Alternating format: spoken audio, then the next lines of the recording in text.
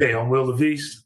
He's Eric Claville. You're tuned into LaVeist and Claville, where we give it to you straight the way it is, from a black male's perspective, because it's like that, and that's the way it is.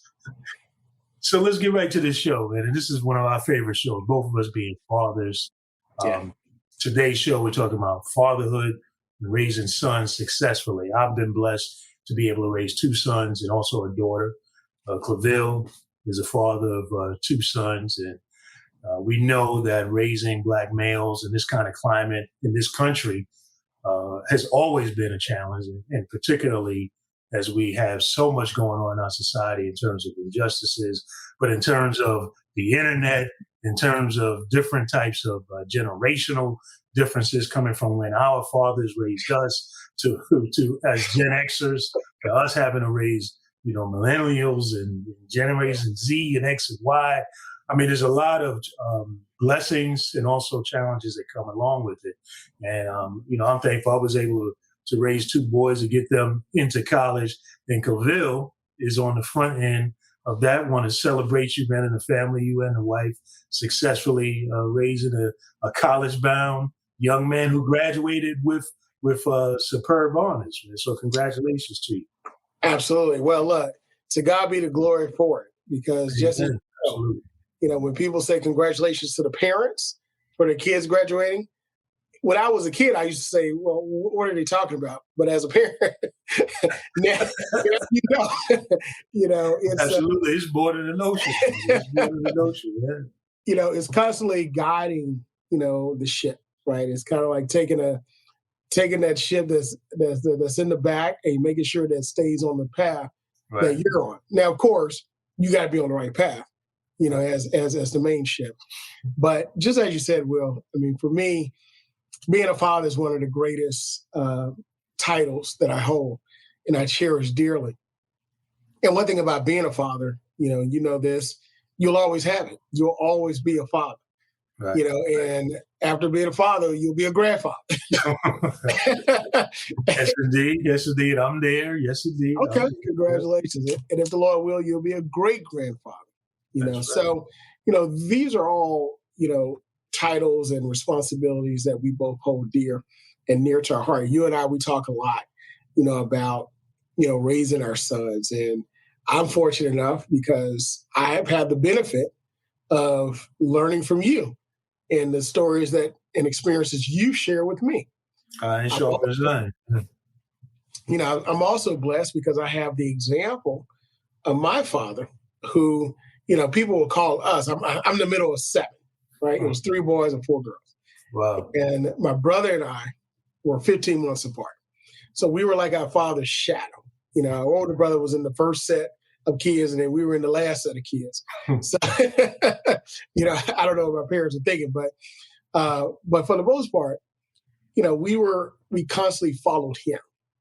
And at that point of his life, he was settled. As a family, we were settled. He was full of ideas. We owned a small business and so forth, active in our church and things of that nature. So we saw the full gamut, right, of what raising and developing a whole man should be. I call it, my 5 pillars of raising sons. So, with that, we first, you got to deal with the, from our perspective, you deal with the arts, the academics, the arts, the athletics, but you also deal with the development of character, which is really first, and who you develop yourself to be when no one's looking. Which very much oftentimes is about that faith and it's about the church. Yeah? Absolutely. Absolutely. And then from there, service, giving back, going back and giving back to those that did not have your experience. That's the rent that we pay, service, for being on this earth. But encapsulating all of that from the top to the bottom, all the way around, is keeping God, Christ first, in all your decisions and what you do. So in taking those 5 pillars and putting it within the circle of Christ and understanding who he is in your life, you then start to make your decisions, right? Right. Every decision is made based upon that. Now, you count up the cost, Will. And if you know what the cost is and you still want to do it, then at least you know. But don't go in something blind. So that's the perspective.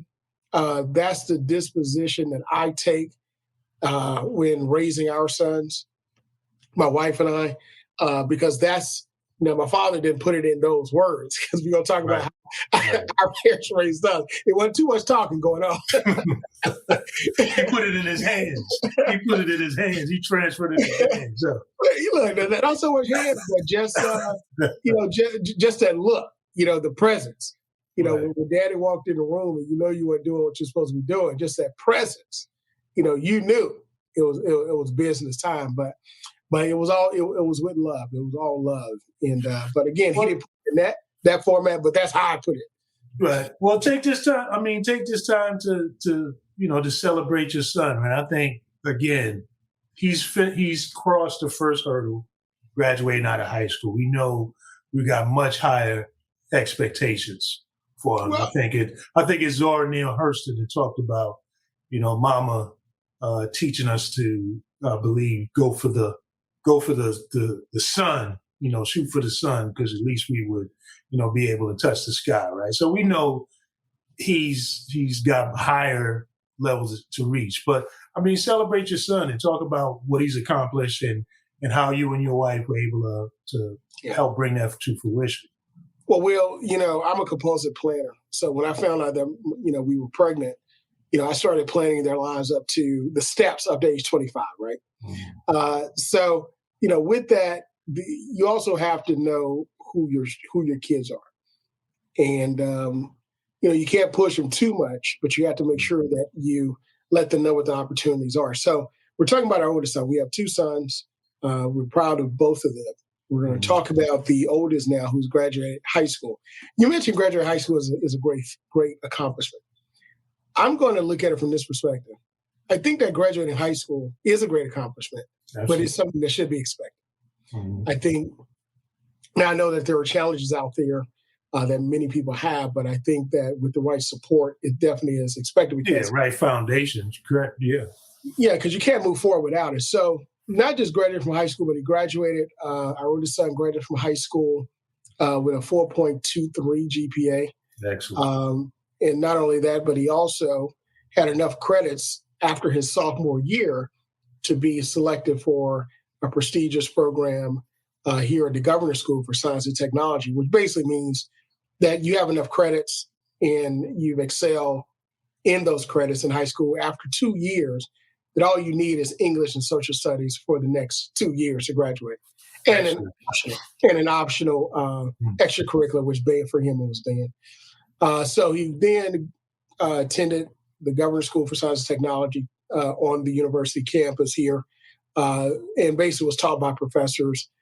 He went into the computer science strand, which basically he's going to be an engineer.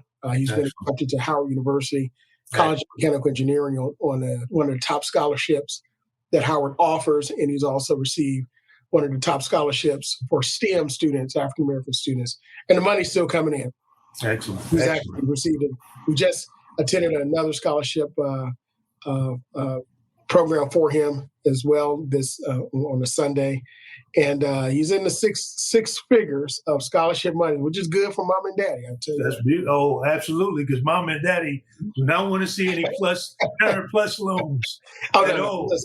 Listen, look, part of the 5 pillars is also it's for money, So I told him that you will not, and I spoke this in existence because positive affirmations are very important for all of our lives. I said, you will not borrow a dime. Not one dime will you or your brother ever have to borrow for things that you want to be in life. Go to school, whatever the case may be. So if you and I know better.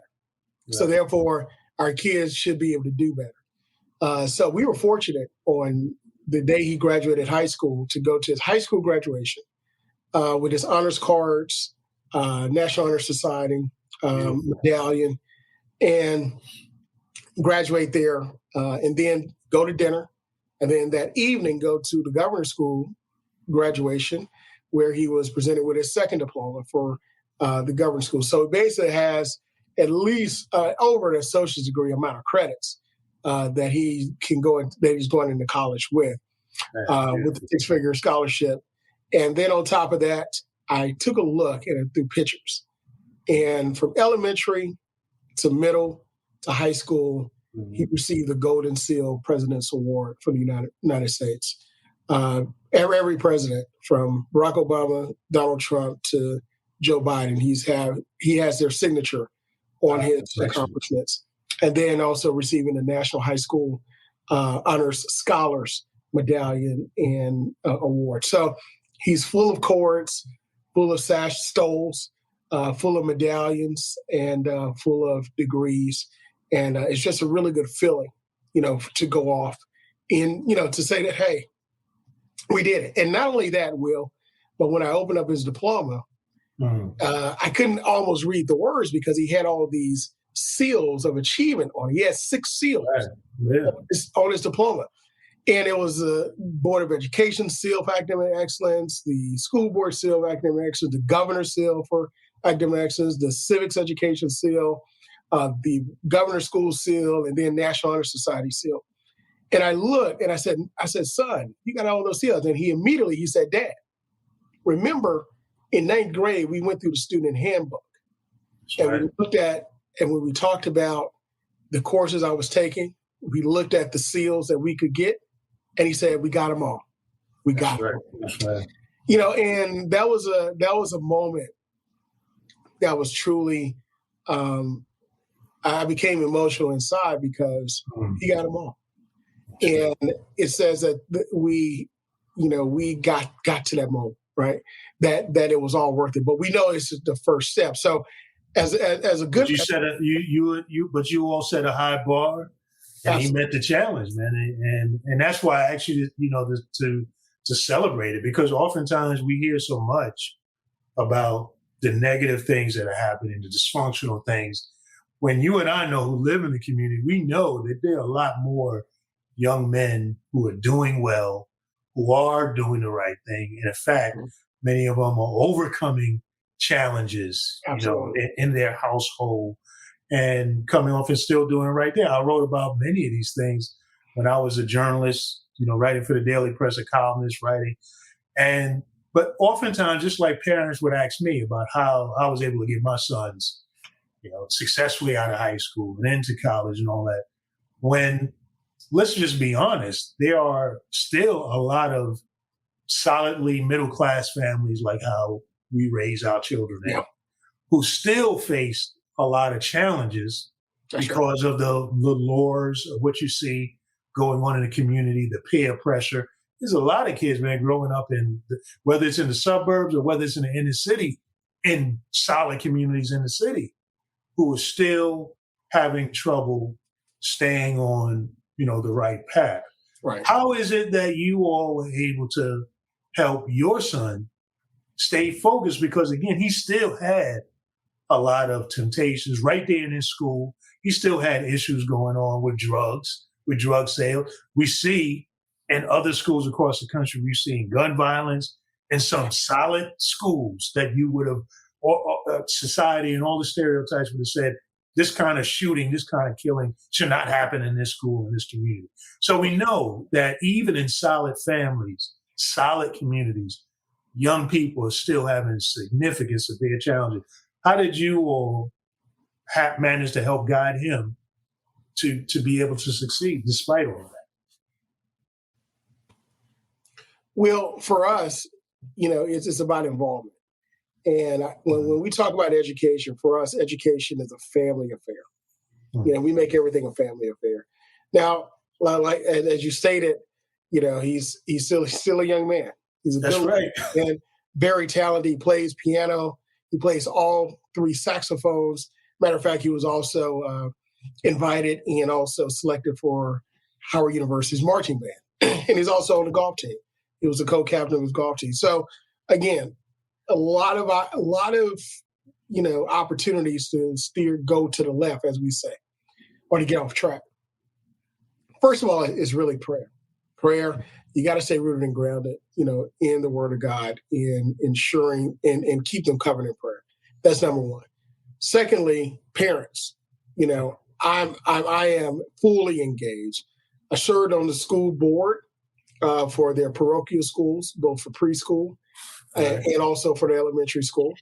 I served as an officer in their PTA when they were in elementary school. I was a homeroom dad, and I was the dad that did not get the big SUV, but I got what I call a swagger wagon. It was a minivan, but I got a swagger wagon.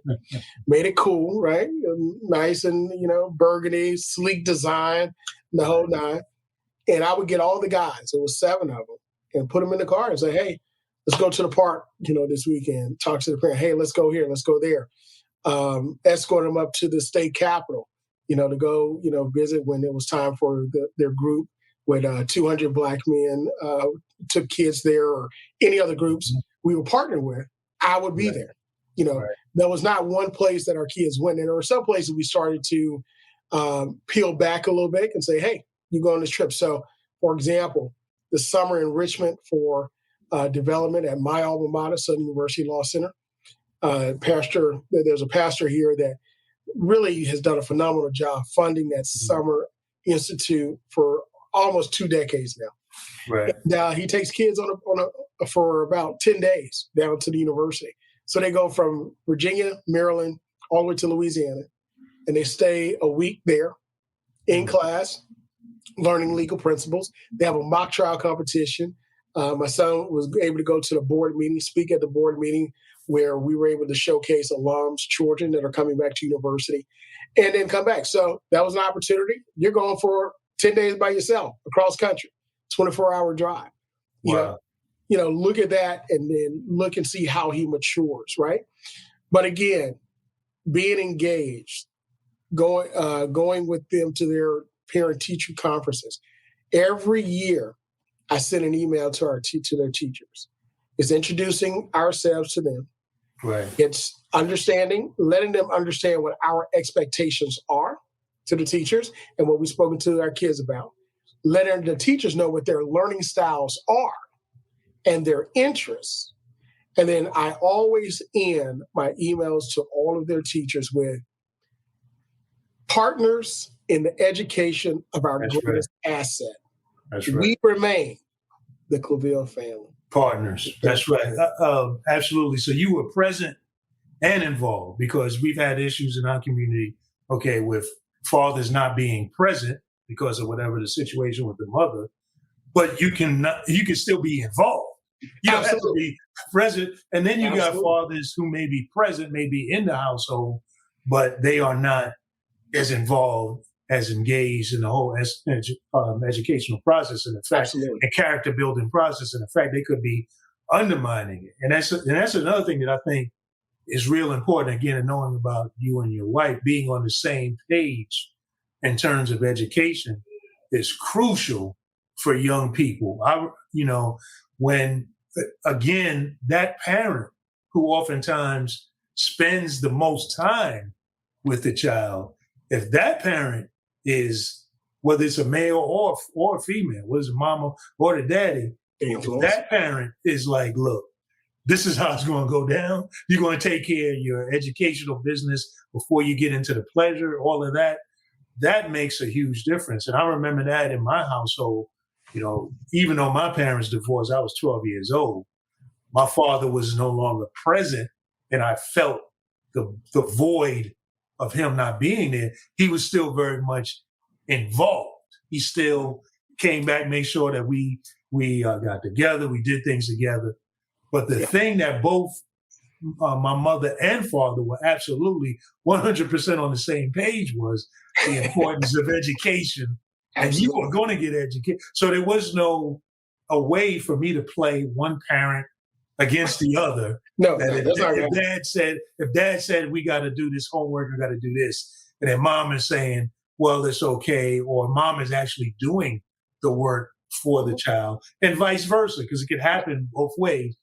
That is oftentimes what undermines, the young man's, young woman, in this case we're talking about sons, undermines that development. The other thing that I think is key is I think all of us come to the planet with something, with a certain tendency, a certain personality trait, a certain bent.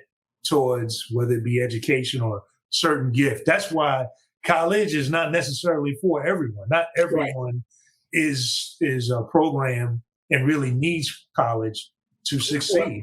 Well, a 4-year college, a 4-year, right, or a 4-year college, right. So it's really important as a parent that you recognize what is your child's gift, right, and you nurture that gift. And it sounds a lot of ways that your son came here with a sense of academic achievement and doing well in school. In that respect, was already something that was with him. And then you and your wife did a fantastic job up to this point of nurturing that, putting him in a position to succeed. Well, that's very interesting you mentioned that, because our oldest son ended up got his first B in high school when he started taking AP courses. Mm-hmm. But he ended up with all A's, with that in 10th grade, and he got his first C when he started taking calculus with the college courses at the governor's school. He had made straight A's from elementary, middle school, the whole nine. That was it. And that was we're glad that he got his first B. We're glad he got his first C in those two programs, right? Because for the most part, they are equivalent to an A and also a college B, right? So, but again, when you're 16 years old taking calculus 1, 2, and then 17 taking calculus 3, multivariable and linear equations, he wanted to do that. He pushed himself to do it. And knowing how far to push your kids is very important, because there are many, many parents out there that push their kids to be something greater than they were, or they really push them in to be part of their ambition and not their child's ambition. And they get a child away. Our other son is not built to be pushed like that, but he's built to be pushed in a different way. Right. Wife recognized that. So he is more, you just speak softly to him and he'll melt like butter, but if I speak harshly to him and say, you got to do this, this, and that, then he'll freeze up, right? But he's he looks at things more simplistic, but he can break down those complex things very easily if he learns it the way that he wants to learn it. Came here with a different gift. He came here with a different gift. And I think that's what's so important, is to be able to recognize that it's not that one way of doing something, one way of learning is superior to another. It's not that one's bent towards the sciences is superior to those whose bent may be towards the arts.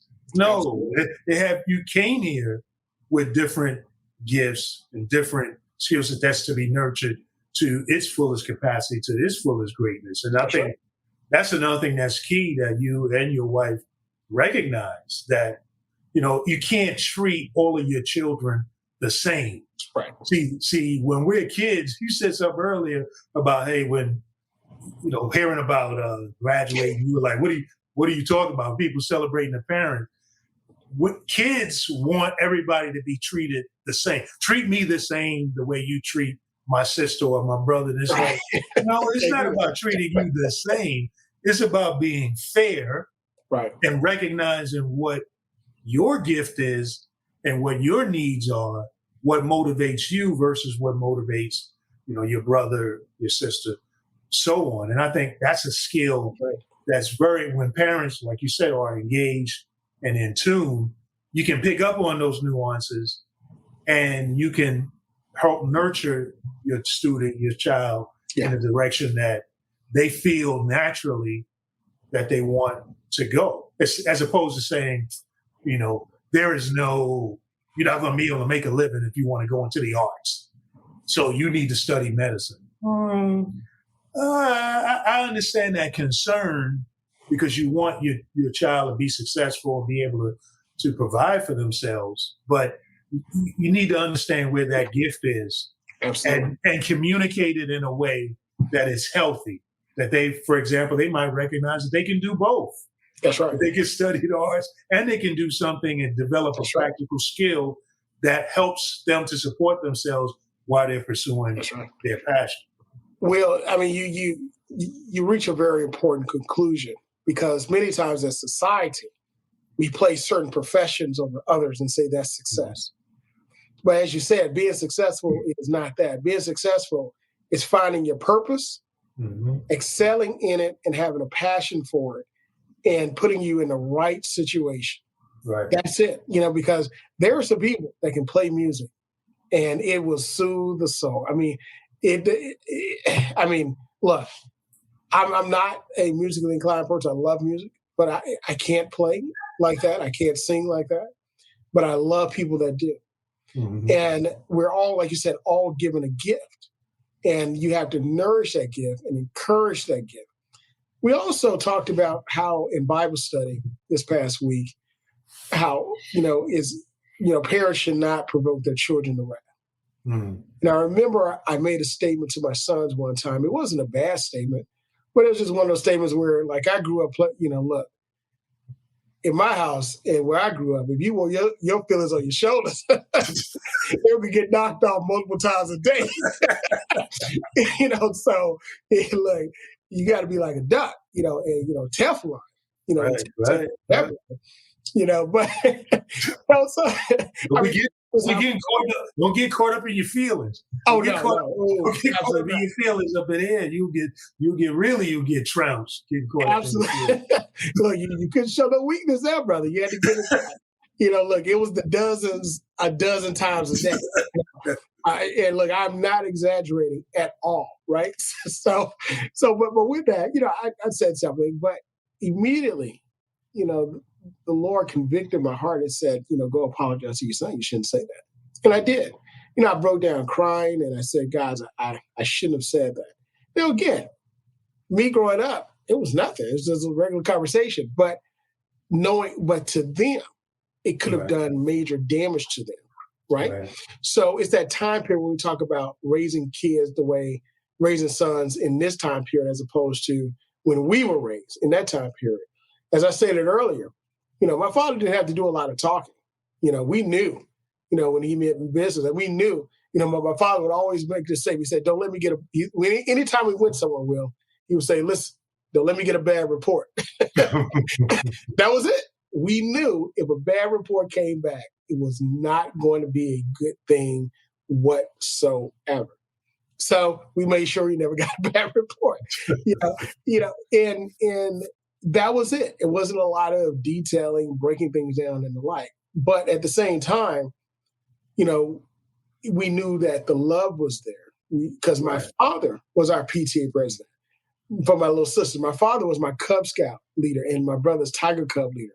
My father was there at the school every single time we had a performance and so forth. So it was just that example that we now brought and we added, of course, in this day and time, you got to talk a lot more. And back then we should have talked a lot more. Yeah, but that's what I wanted to ask you about, though. Do you think sometimes that looking at it as such a different era of time, requiring such a different approach, is always a good idea? Because there were certain muscles, mental muscles, emotional muscles that we developed with that kind of hard-nosed, old-school approach from our dads that I think help give us a certain level of grit and determination that enable us to be able to deal with some of the bullets and the knives and the spears and the things that have come at us, not just as young men, but have come at us as professionals now. What do you think about that balance? Because I wonder about that sometimes, that with my own sons, that there were areas where I should have been tougher, maybe less explanatory, because let's face it, a lot of times there were things that I really explained in detail that I wish, and the reason why I did it because I wish that my father had done it for me. Right. And I explained it in that kind of detail, thinking that I was making some kind of breakthrough, some kind of profound, different enlightenment. And quite frankly, they just kind of responded like, whatever. I just, I want to do what I want to do now, and that's it. So I wonder about that. I mean, that balance. What you think? Well, you bring up a very good point. Now, don't get me wrong. I use some of the hard-nosed. I know you did. Right. So, they will tell you that, right? And, listen, when we mean business as well. Now, don't get me wrong. Our sons don't disrespect us or anything like that. And one thing that I do get anytime I go somewhere, persons will pull me to the side, no matter who they are, no matter what ethnicity or gender. They always compliment how outstanding, how polite our sons are. And that gives me great joy because it knows that we're doing something right. So they're very respectful. Now, they're still boys. They're still mischievous. They're still, growing, right? But they know there are some places I better not get a bad report. That's just not going to happen. And now they see it for themselves because I said, what you're going to see is when you go off to college, when you see your friends, and they've seen some of their friends go by the wayside, right. Grew up in the same neighborhood for the most part, but different family structure, right? Mm-hmm. And I said, you're going to see what happened to them not happen to you, right? So I always tell them, I said, listen, if you want to do something, I said, always be observant. Take 1 year and just take a look at what they're doing and look and see the cycle of how it affects them. If you still want to do it, then do it. Observation is the key to intelligence. Observation. One of my basketball coaches, Gil Reynolds in Brooklyn, he always used to say that. Observation is the key to intelligence. Yep. Absolutely, man. And look, when you talk about observation, my youngest son plays basketball. And he was really good in his church league, but then he skipped middle school basketball and went straight to high school JV. And he had to, he rode the bench for a while, but the coach said, I want him to learn the game at this level, at this speed. I want him to pick up some things, right? So he did. And what him and some of the parents were like, oh, your son's not playing as much, bro. I said, well, he's learning. He's observing. He's picking the game up. And you see it. And that just that 1 year of observing, getting in the game every now and then, but observing and the culture and how to play and what not to do. Now you see he's added that onto his game and is skyrocketing.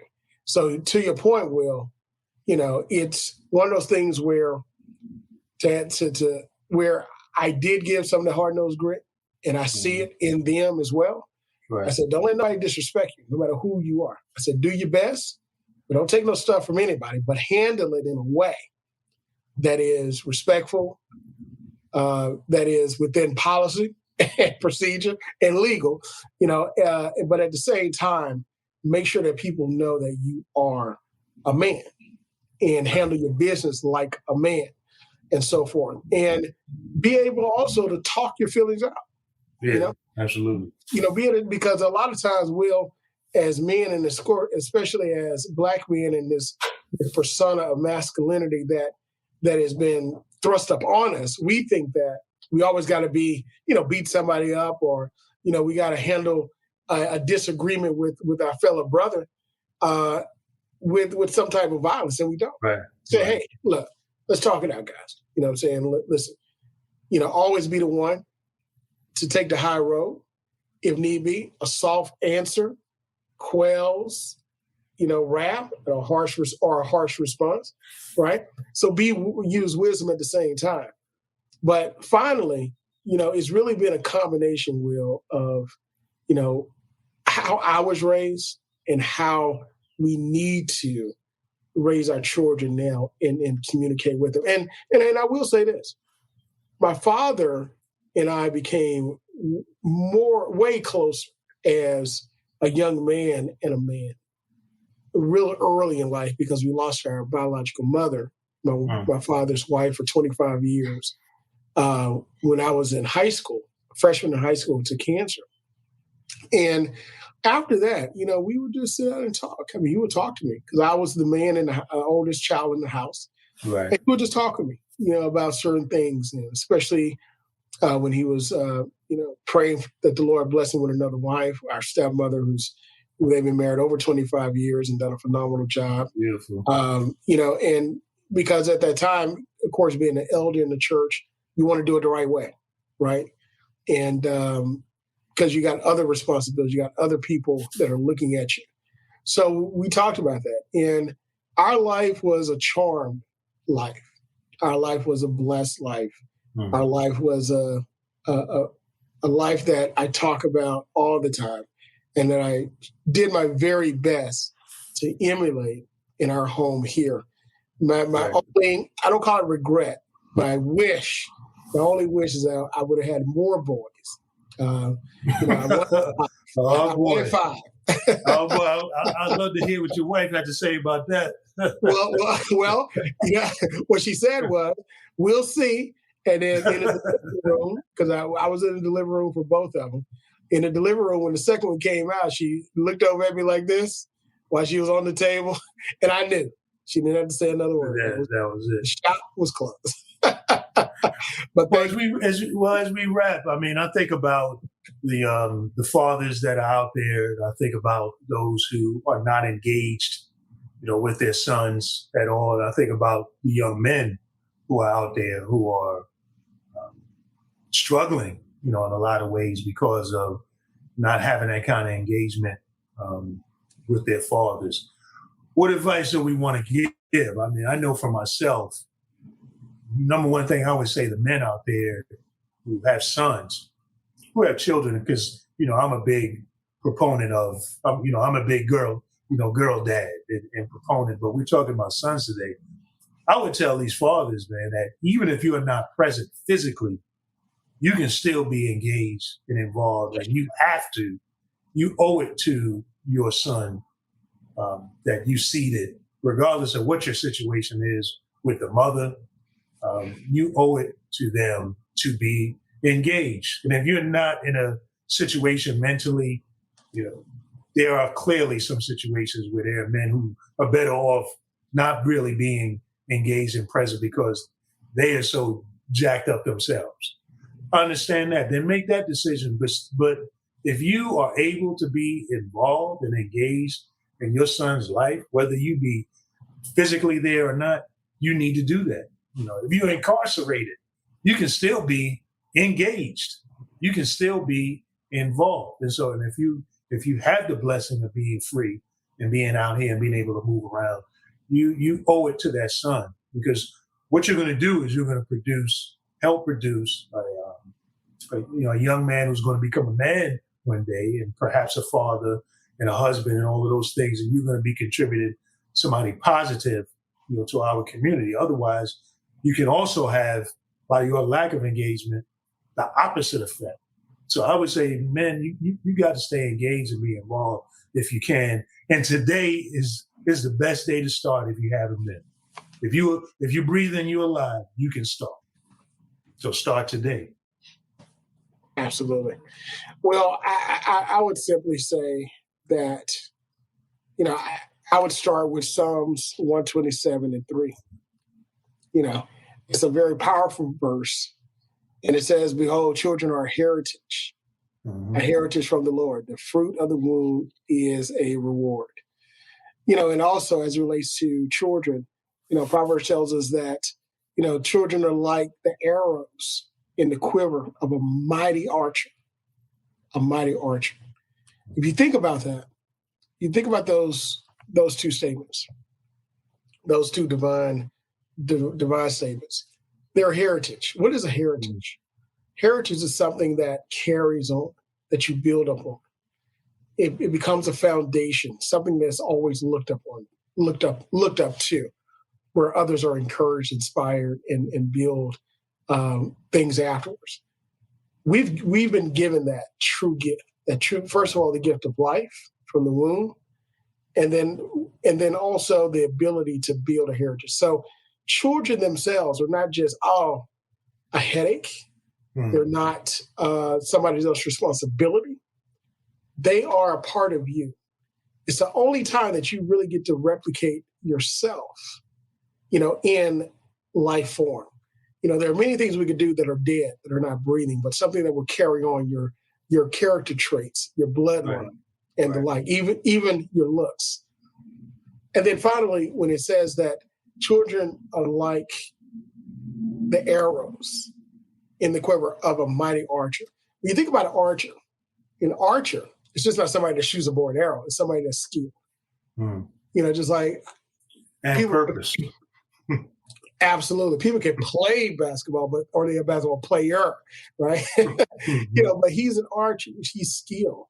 So when he takes that arrow, he is now pointing it at purpose, but not just pointing it and shooting it any kind of way, but it's measured when he pulls back on the bow. He studies the target and he lets it go at the right time so he can reach the right apex, and when it descends and hits its target. That means that we have the ability to point our children in the way that they should go. And how far back we pull and where we point them is based upon their purpose that God has given them, their heart's desires, and the passion that we help to instill and create the atmosphere for them to gain. As I speak, you may hear the love that I have in my voice from just being a father. I look at them as being a heritage unto the Lord, from the Lord, a reward of the womb. And I'm given the ultimate honor and ability, that's right, responsibility to point them in the direction that they should go so that they can take off and make their mark in this world. If you're not involved in your children's lives, you're missing out on one of the greatest rewards that we have as men on this earth. So, Will, again, congratulations to you. And like I said, you're at grandfather stage now. So, and that's a blessing to be there. That is a blessing to be there. And thank you so much for giving me this opportunity to talk about our sons and the current accomplishment of our oldest son. And and as we continue to motivate the two boys, the other thing that we talk about is we don't put them in competition. Their accomplishments are their accomplishments. So the youngest doesn't have to live up to the oldest. He has to live up to himself. And that's what we put behind them. And we're excited to see what comes. We know that there's going to be some stumbles along the way, but if they stay on the path, they can get back up and keep moving. And we're excited to see what happens with our youngest son as well. So thank you so much for joining us on this segment of LaVeist and Claville as we talk about raising sons. And as you can hear from the excitement in our voice, you know that we're truly blessed to have sons and children in our lives. If you like what you're hearing, again, continue to follow us on our social media, on our Facebook page. Like, share, follow, and share with your friends as well. And thank you again for your support throughout our season 1 of LaVeist and Claville. Until next time, that's the way we see it, and that's the way it is. Be well.